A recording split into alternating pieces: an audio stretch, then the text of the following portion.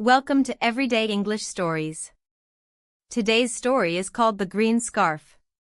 Listen out for the idioms and the finer shades of meaning. Afterwards, we'll unpack 6 useful words and phrases. Saturday in Millford dawned pewter-grey and blustery, the kind of morning that keeps its intentions to itself. Ellie shouldered her window open and let the raw air do the work her alarm clock had failed to finish. It was market day, and short of an act of God she had no intention of missing it. She shrugged on her coat, retrieved her long-suffering canvas bag and struck out for the square. The market had convened in that same cobbled space for 2 centuries, under the indifferent gaze of the old library.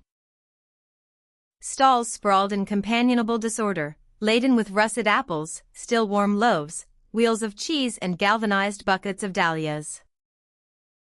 Ellie haggled with practiced good humor over 6 apples and indulged herself with a loaf of brown bread. She was within sight of the exit when an unassuming little stall arrested her progress entirely. It was draped, floor to canopy, in scarves of every conceivable hue. One in particular held her, a green so soft it might have been distilled from the first leaves of April. She drew the fabric through her fingers and understood, with some resignation, that she was not going to put it down.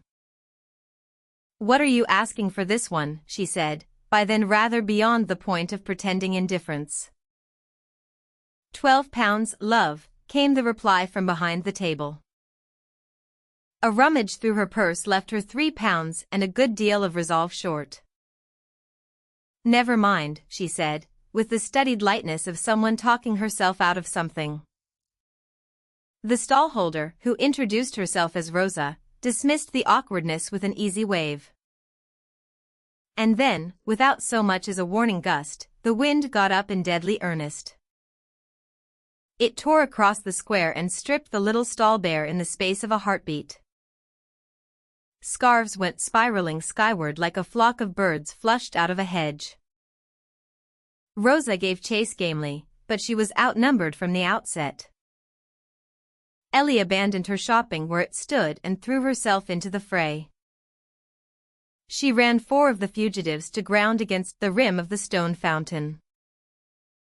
A small boy, thoroughly pleased with his own heroism, wormed under a bench and liberated a 5th. Between the 3 of them, not a single scarf was surrendered to the wind. Rosa returned to her stall breathless, thoroughly disheveled and laughing until she had to hold the table. "I dread to think how that would have ended without the pair of you," she said. Then she folded the green scarf with something close to ceremony and pressed it into Ellie's hands. "This one has had your name on it since you walked up. Consider it a thank you, from one friend to another." Ellie made her way home with the wind at her back and green wool warm at her throat. By any reasonable measure, it had turned out to be an exceptionally good Saturday. That was the story. Now let's learn 6 useful words from it. To strike out for. To set off purposefully towards a place. For example, she retrieved her canvas bag and struck out for the square. Unassuming. Modest, not trying to attract attention.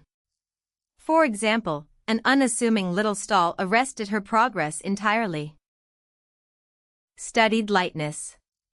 A casualness that is deliberate rather than genuine.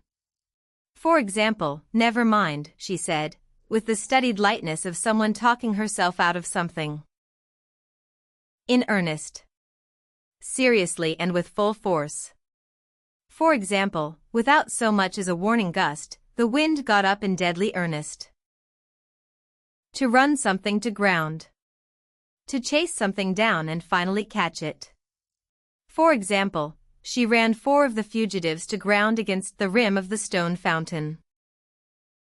I dread to think. Used to say an outcome would have been very bad. For example, I dread to think how that would have ended without the pair of you. That's the end of today's episode. Here's a tip: listen to this story again tomorrow. The second time, you will understand much more, and the new words will start to feel natural. There are new episodes every day, so please subscribe and listen along. Thank you for practicing with me. See you tomorrow.